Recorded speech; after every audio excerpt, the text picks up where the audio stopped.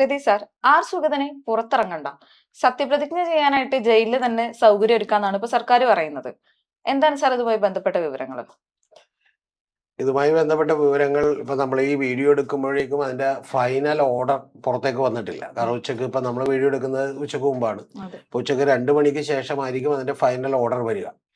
പക്ഷേ കോടതി ഇന്ന് ഹൈക്കോടതിയിൽ ഉണ്ടായിട്ടുള്ള വാദങ്ങൾക്കിടക്ക് നമ്മുടെ പ്രിയപ്പെട്ട സതീശ മേനോൻ ഗവൺമെന്റിന്റെ നിലപാടെന്ന് പറയുന്നത് ജയിലിൽ വെച്ച് സത്യപ്രതിജ്ഞ ചെയ്യാനുള്ള സൗകര്യം ഒരുക്കാം എന്നുള്ളതാണ്. എന്ന് പറഞ്ഞാൽ അദ്ദേഹം വീണ്ടും ഈ കൗൺസിലറായി തുടരണം എന്ന് അദമ്യമായിട്ടുള്ള ആഗ്രഹം കോൺഗ്രസിനൂടെ ഉണ്ട് എന്ന് വേണം നമ്മൾ വിചാരിക്കാൻ. കാരണം ഗവൺമെന്റ് ഒന്നാമത്തെ കാര്യം ഇപ്പൊ ഇതിൽ വലിയ അത്ഭുതമൊന്നുമില്ല. കാരണം സംഭവിച്ചുകൊണ്ടിരിക്കുന്നത് ഗവൺമെന്റ് പ്ലീഡർമാരെയൊക്കെ നിയമിക്കുന്നതിൽ മിക്ക ആളുകളും തന്നെ സംഘപരിവാർ ബന്ധമുള്ള ആളുകളെയൊക്കെ തന്നെ നിയമിച്ചുകൊണ്ടിരിക്കുകയാണ്. അപ്പൊ അതുകൊണ്ട് ഇനിയിപ്പോ സുഗതനെ മാത്രമായിട്ട് നമ്മൾ ദ്രോഹിക്കേണ്ട ആവശ്യമൊന്നുമില്ല. സുഗതനും കൗൺസിലറായി തുടരട്ടെ എന്നുള്ളതാണ് ഗവൺമെന്റിന്റെ നിലപാട്. ഇതിൽ നിയമപരമായി അത്തരത്തിലുള്ള ഒരു കാര്യമാണോ എടുക്കാൻ പറ്റുന്നത് അല്ല എന്നുള്ളത് നമ്മൾ പരിശോധിച്ചിട്ടില്ല. കാരണം കോടതിയുടെ പരിഗണനയിലാണ്.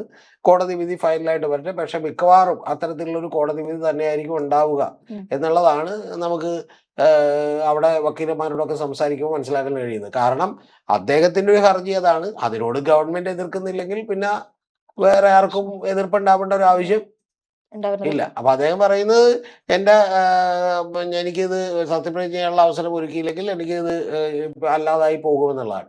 ഇനി സത്യപ്രതിജ്ഞ ചെയ്താലും അടുത്തൊരു കാര്യമുണ്ട്. ഇദ്ദേഹം കൗൺസിൽ മീറ്റിങ്ങുകളിൽ 3 പുതിയതായിട്ട് വന്നിട്ടില്ലെങ്കിൽ, കണ്ടിന്യൂസ്ലി വന്നിട്ടില്ലെങ്കിൽ അത് ഹാജരാകുന്നത് ഒഴിവായിട്ടുണ്ടെങ്കിൽ അയോഗ്യനാക്കപ്പെടും. കഴിഞ്ഞ 2 മീറ്റിംഗിൽ ഇദ്ദേഹം വന്നിട്ടില്ല. പക്ഷെ ഒരു മീറ്റിംഗിൽ വന്നിട്ടില്ലെന്നാണ് ഇപ്പൊ നമ്മുടെ BJP-കാരൊക്കെ പറഞ്ഞുകൊണ്ടിരിക്കുന്നത്. പിന്നെ യഥാർത്ഥത്തിൽ ഇതിന്റെയൊക്കെ ആവശ്യം എന്താണെന്ന് എനിക്ക് മനസ്സിലാവുന്നില്ല. കാരണം സുഗതൻ എന്ന് പറയുന്ന ഒരു കാപ്പ കേസ് പ്രതിയാണ്. അദ്ദേഹത്തിനെതിരെ നിരവധി കേസുകളുണ്ട്. അതിൽ ഒരെണ്ണം മാത്രമേ 19ഓളം കേസുകളുണ്ട് ഞാൻ അറിഞ്ഞാൽ. അതിൽ ഒരെണ്ണം മാത്രമേ മറ്റേ ഒരു പൊളിറ്റിക്കൽ കേസുള്ളൂ. ബാക്കിയുള്ളതെല്ലാം തന്നെ മറ്റേ വധശ്രമമടക്കമുള്ള കാര്യങ്ങൾക്കുള്ള കേസാണ് 5 എണ്ണം.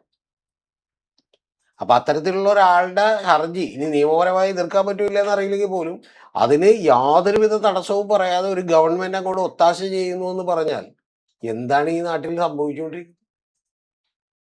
ശരിക്കും പറഞ്ഞാൽ എനിക്ക് തോന്നണ വി ഡി സതീശൻ സർക്കാരിന് തോന്നിയിട്ടുണ്ടാവും. കാരണം സുഗതൻ ഇല്ലാതെ ഇനി തിരുവനന്തപുരത്ത് ഒരു പണിയും നടക്കില്ലെന്ന് തോന്നിയിട്ടുണ്ടാവും. അപ്പൊ ഇത് ഒന്ന് ആലോചിച്ച് നോക്കണം. ഇതിന്റെയൊക്കെ പശ്ചാത്തലം എന്താണെന്നുള്ളത് കൂടി നമ്മളൊന്ന് ആലോചിക്കണം. ഇപ്പൊ ഗവൺമെന്റ് പബ്ലിക് പ്രോസിക്യൂട്ടർമാരെ വെച്ചതിൽ വലിയ പരാതി സതീശ സർക്കാരിനെതിരെ ഉണ്ട്. ആരാണ് തീരുമാനിക്കുന്നത്? വി ഡി സതീശൻ തന്നെയാണ് തീരുമാനിച്ചിട്ടുള്ളതാണ്. പിന്നെ KB പ്രദീപ് എന്ന് പറയുന്ന ഗവൺമെന്റിൽ ഒരു സ്പെഷ്യൽ പ്ലീഡറായിട്ട് ദേവസ്വം ബോർഡിലേക്ക് വേണ്ടി ഒരു തസ്തിക ഉണ്ടാക്കുകയും അദ്ദേഹത്തെ നിയമിക്കുകയും ചെയ്തിരുന്നു.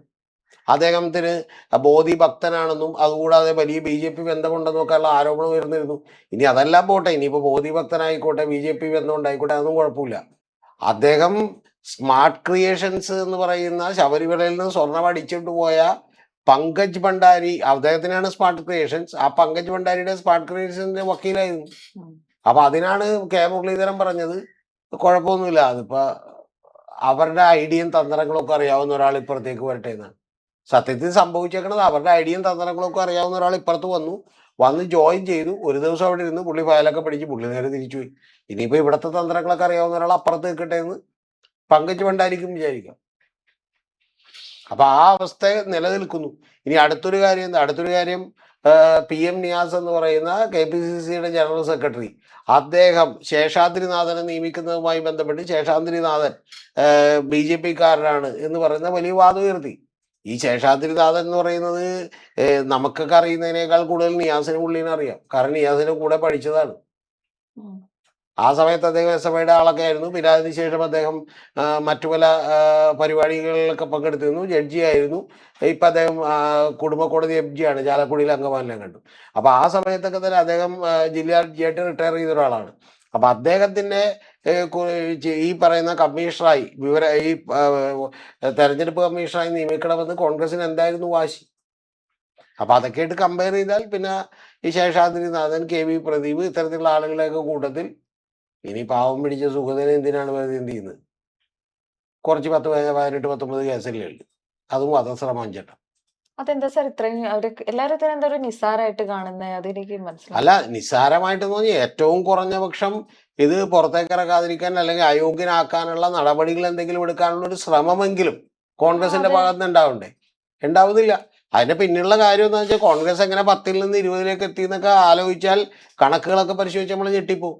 കാരണം കോൺഗ്രസ് ജയിച്ച സ്ഥലങ്ങളിൽ ബി ജെ പിക്ക് വളരെ വോട്ട് കുറവും, ബി ജെ പി ജയിച്ച സ്ഥലങ്ങളിൽ കോൺഗ്രസിന് വളരെ വോട്ട് കുറവുമാണ്. അവിടെ 100 സീറ്റുണ്ട്. ആ സീറ്റുകളിൽ 101 സീറ്റുകളിൽ ഈ പറയുന്ന പോലെ ആ സീറ്റുകളിൽ പലതിലും ബി ജെ പി ജയിച്ച സ്ഥലങ്ങളിൽ കോൺഗ്രസിന് വലിയ വോട്ട് ഉണ്ട്. കുറവാണ്. അതേസമയം കോൺഗ്രസ് ജയിച്ച സ്ഥലങ്ങളിൽ ബി ജെ പിക്ക് വോട്ട് കുറവാണ്. അപ്പൊ സി പി എമ്മിനെ കൃത്യമായി മാറ്റി നിർത്താൻ വേണ്ടി ഇവർ തമ്മിൽ അഡ്ജസ്റ്റ്മെന്റ് ഉണ്ടായിരുന്നു എന്ന് പറയുന്ന വാദങ്ങളൊക്കെ നേരത്തെ ഉള്ളതാണ്. ഉള്ളത്, ആരോപണങ്ങളൊക്കെ നേരത്തെ ഉള്ളതാണ്. പിന്നെ ഇതൊന്നും തെളിയിക്കാൻ പറ്റില്ലല്ലോ. ഇപ്പൊ നിങ്ങൾക്ക് നമുക്ക് സാമാന്യ ബോധത്തിനല്ലേ എന്ത് ചെയ്യാൻ പറ്റുള്ളൂ, ചിന്തിക്കാൻ പറ്റുള്ളൂ. പറ്റുള്ളൂ. അപ്പൊ അല്ലാതെ നാളെ ഇപ്പൊ ഇതിലെ ബംഗാളിലെ ഇലക്ഷൻ നടന്നപ്പോൾ ചെയ്ത പോലെ ബംഗാളിൽ മുസ്ലിംസ് കൂടുതൽ താമസിക്കുന്ന സ്ഥലത്ത് 97% വോട്ട് ബി ജെ പിക്ക് എന്ന് പറഞ്ഞാൽ അതെന്താ മുസ്ലിംസ് ബി ജെ പിക്ക് വോട്ട് ചെയ്തെന്ന് കുഴപ്പം, അങ്ങനെ അവർ വോട്ട് ചെയ്യാൻ പാടില്ലെന്നുണ്ടോ എന്ന് ചോദിച്ചു. ചിലരൊക്കെ എന്നോട് ചോദിക്കും ഭരണഘടന പ്രകാരം അങ്ങനെ ഉണ്ടോ? ഭരണഘടന പ്രകാരം ഇല്ല. പക്ഷെ നമുക്കൊരു സാമാന്യ ബോധം അറിയാലോ. നമുക്കൊരു സാമാന്യ ബോധത്തിൽ എന്ത് ചെയ്യാലോ. അതെ. ഏ ഉം. ഇപ്പൊ ഇവിടെ ഇരിക്കുന്ന ഇപ്പൊ ക്യാമറാമാനോ എഡിറ്ററോ നാളെ നമ്മളോട് പറയുന്നത് നമുക്ക് സർജറി നടത്താം, എനിക്ക് എല്ലാ കാര്യവും അറിയാന്ന് പറഞ്ഞാൽ നമുക്കറിയാലോ. നമ്മൾ കിടന്നു കൊടുക്കൂല, നമുക്കറിയാലോ കാര്യം എന്താന്നുള്ളത്. മനസ്സിലായ? അല്ലാതെ പുള്ളി മറ്റേ സർജറി നടത്തൂ ഇല്ല എന്നുള്ളത് നമുക്ക് എന്ത് ചെയ്യാൻ പറ്റുമോ? ഉം. അപ്പൊ അതൊക്കെ പക്ഷേ നമുക്ക് നാളെ പറയണേ പുള്ളി അത് പഠിച്ചിട്ടില്ലെന്ന് നിങ്ങൾക്ക് അങ്ങനെ ഉറപ്പിക്കാൻ പറ്റുമെന്ന് വെച്ചാൽ പഠിച്ചിട്ടില്ല എന്നുള്ളതിന് തെളിവും കൊണ്ടുവരാൻ പറ്റും. പഠിച്ചു എന്നുള്ളതിനല്ലേ തെളിവ് കൊണ്ടുവരാൻ പറ്റുള്ളൂ. അല്ലാതെ പുള്ളി പഠിച്ചിട്ടില്ല എന്നുള്ളതിന് എങ്ങനെ തെളിവ് കൊണ്ടുവരും? ഉം. മനസ്സിലായി? ഇപ്പൊ ഞാൻ പറഞ്ഞു ഞാൻ പാവപ്പെട്ടവനാണെന്ന് അതിന് തെളിവ് എന്താന്ന് ചോദിച്ചാൽ എനിക്ക് ഏതെങ്കിലും വില്ലേജ് ഓഫീസറോ തഹസിൽദാരോ കളക്ടറോ എഴുതി തരുക ഇവാൾ പാവപ്പെട്ടവനാണ് എന്ന് പറഞ്ഞ് എഴുതി തരുക. അപ്പൊ അങ്ങനെ എഴുതി കിട്ടൂല. അപ്പൊ അതുകൊണ്ട് എന്ത് ചെയ്യുക, വായി തോന്നിയ എന്തെങ്കിലും അഭിപ്രായം പറയാ. അത് ഇതൊക്കെ നേരത്തെ തന്നെ അറിയാവുന്ന ചിലരൊക്കെ ചില ചാനലുകളൊക്കെ നേരത്തെ തന്നെ അടിച്ചിരുന്നു. അതായത് മറ്റേ കഴിഞ്ഞ ദിവസം തന്നെ തമ്പ് കണ്ടപ്പോൾ എനിക്ക് പല സംശയങ്ങളൊക്കെ തോന്നിയിരുന്നു. ഈ ബി ജെ പി കോൺഗ്രസ് ബന്ധത്തിന്റെയൊക്കെ ചില ഇടനിലക്കാരെന്ന് പറയുന്നത് ചില മാധ്യമ ആളുകളാണ്. അപ്പൊ അവര് കഴിഞ്ഞ ദിവസം തന്നെ അടിച്ചിരുന്നു എന്ത് ആകാശത്തേക്ക് വെടിവെച്ച് അറസ്റ്റ്, ഇപ്പൊ നെഞ്ചു പിരിച്ച് സുഗതം പുറത്തേക്ക് ഇറങ്ങുമെന്നൊക്കെ പറയും. ഹിന്ദി. അല്ല ഇവർ ആരെയാണ് ഈ പ്രൊമോട്ട് ചെയ്യുന്നത്? അതാണ് പറഞ്ഞ. എന്തിനാണ്? സത്യം പറഞ്ഞിട്ടുണ്ടെങ്കിൽ ഈ നാട്ടില് വലിയ ഒരു ധാർമ്മിക രോഷം ജനങ്ങളുടെ ഇടക്ക് മാധ്യമങ്ങൾ ഉണ്ടാക്കി ഈ സുഗതനെ മാറ്റി നിർത്താൻ ബി ജെ പി തീരുമാനിക്കുന്ന ലെവലിലേക്ക് എത്തിക്കേണ്ടതാണ്. അതാണല്ലോ ശരിക്കും മാധ്യമങ്ങൾ ചെയ്യേണ്ട ഒരു ജോലി എന്ന് പറഞ്ഞാൽ അതാണല്ലോ. ഇപ്പൊ അതല്ല. അപ്പൊ ആ കൂട്ടത്തിലേക്ക് ഇപ്പൊ എന്ത് ചെയ്തിരിക്കുന്നു, പിന്നെ മറ്റേ സതീശൻ സർക്കാരും കൂടി ചേർന്നിരിക്കുന്നു നമ്മൾ മനസ്സിലാക്കിയത്. പിന്നെ നിയമവകുപ്പ് സതീശന്റെ കയ്യിലാണ്. അതുകൊണ്ട് ഏതാണ്ട് ഇല്ല സാർ, അവരത്രയും ചെയ്യാതിരിക്കുന്നുണ്ടെങ്കിൽ അതിനെ ന്യായീകരിക്കാൻ അവർക്ക് 100 കാരണങ്ങൾ അല്ല ഉണ്ടായിരിക്കും. ന്യായീകരിക്കാനായിട്ട് ഇപ്പൊ 100 വേണമെങ്കിൽ 250 കാരണം പറയാം. പക്ഷെ മറ്റേ മൂക്ക് കീഴ്പോട്ടുള്ള എല്ലാവർക്കും മനസ്സിലാവുമല്ലോ ഇതെന്താണെന്നുള്ളത്. അല്ലാതെ ന്യായീകരിക്കാൻ ഞാൻ ഈ ഇതിന്റെ കാര്യം പറയാന്ന് പറഞ്ഞാൽ ആളെ പൊട്ടറാക്കാം. ഒരു പരിധി വരെ ആക്കാൻ പറ്റുള്ളൂ, അല്ലാതെ മണ്ടറാക്കാൻ പറ്റുള്ളൂ. അല്ലാതെ ഒരു പരിധിക്കപ്പുറം മണ്ടറാക്കാനൊന്നും പറ്റൂല. കുറച്ചു കാലം കുറച്ചു പേരെ പറ്റിക്കാന്ന് കേട്ടിട്ടില്ല. അല്ലാതെ കുറെ കാലം നമുക്ക് എല്ലാവരെയും പറ്റിക്കാൻ പറ്റില്ല. കുറെ കാലവും കുറച്ചു പേരെ പറ്റിക്കാം. അങ്ങനെ കുറെ കാലം കുറച്ചു പേരെ പറ്റിക്കുന്ന പണിയാണ് ഇപ്പൊ നടന്നുകൊണ്ടിരിക്കുന്നത്. അല്ലാതെ ഇതിൽ വല്ല അതിശയമൊന്നുമില്ല. അപ്പൊ അതുകൊണ്ട് ഗവൺമെന്റ് ഇപ്പൊ ചെയ്തുകൊണ്ടിരിക്കുന്നത് ഗംഭീരമായിട്ടുണ്ട് എന്ന് മാത്രമേ പറയാനുള്ളൂ. ഇനി മിക്കവാറും ഫൈനൽ കോടതി വിധി എന്ന് പറയുന്നത് ഇത് തന്നെ ആയിരിക്കാനാണ് സാധ്യത. കാരണം ഇപ്പൊ നാളെ അഖില പറയുന്നത് അപ്പൊ തന്നെ ഒരു എഡ്ജായോ. ഇപ്പൊ ഉദാഹരണത്തിന് ഞാനൊരു കേസിൽ വിട്ടു. അപ്പൊ എന്റെ വക്കീൽ ഉറപ്പായിട്ട് എനിക്ക് ജാമ്യം വേണമെന്ന് പറയുള്ളൂ. അപ്പൊ മറ്റേ ഗവൺമെന്റ് കൂടി പറഞ്ഞ പുള്ളിക്ക് ജാമ്യം കൊടുത്തേക്കെന്ന് പറഞ്ഞാൽ പിന്നെ കോടതിക്കൊന്നും ചെയ്യാൻ ഇല്ലല്ലോ. ഇല്ല. കാരണം പുള്ളി അവർക്കും കുഴപ്പമില്ല ഇവർക്കും കുഴപ്പമില്ല. പിന്നെ മറ്റേ കോടതി മറ്റേ ഇത് ചോദിച്ചാല് പിന്നെ എനിക്കാണ് കുഴപ്പമെന്ന് ചോദിച്ച പോലെ എന്ത് ചെയ്യും. അപ്പൊ അതുകൊണ്ട് ഈ സംഭവം ഉണ്ടാവും. പിന്നെ കഴിഞ്ഞ തവണത്തെ ഞാൻ നിങ്ങളോട് ഇത് നമ്മുടെ ഇവിടെ ചാനലിൽ വീഡിയോ എടുത്തപ്പോൾ പറഞ്ഞു ചില അവിടെ ഇടിയും ബഹളമൊക്കെ ഉണ്ടായതിന്റെ പിന്നിലൊക്കെ എനിക്ക് സംശയമുണ്ട്. കാരണം ആ രജിസ്റ്റർ കീറിക്കളഞ്ഞു, അറ്റൻഡൻസ് രജിസ്റ്റർ ഇല്ല എന്നൊക്കെ പറഞ്ഞ് ഇത് സുഗതനെ രക്ഷപ്പെടുത്താനുള്ള വെറും നാടകമോ തന്ത്രമോ ഒക്കെ ആണെന്നുള്ള. അല്ലെങ്കിൽ ഇപ്പൊ ശബരിനാഥൊക്കെ നിന്ന് അത്ര വലിയ ഒരു കാര്യമൊക്കെ അവിടെ ഇറക്കുമെന്ന് എനിക്ക് വിശ്വാസം ഇല്ല. അതൊക്കെ വെറും ശരിക്കും പറഞ്ഞ ഒരു ഷോ മാത്രമായിരുന്നു എന്നുള്ളതാണ് എൻ്റെ ഒരു ധാരണ. അതിന് വേറെ ഒരു ഉപോത്ബലകമായിട്ടുള്ള ഒരുപാട് കാര്യങ്ങളുണ്ട്. പക്ഷെ എങ്കിലും അപ്പൊ അതിലേക്കൊന്നും കിടക്കുന്നില്ല. എന്താണെങ്കിലും ഇപ്പൊ സുഗതൻ ജയിലിൽ നിന്ന് എന്ത് ചെയ്യട്ടെ, സത്യപ്രതിജ്ഞ ചെയ്യട്ടെ, അദ്ദേഹത്തിന്റെ പ്രവർത്തനങ്ങൾ അഭംഗുരം തുടരട്ടെ.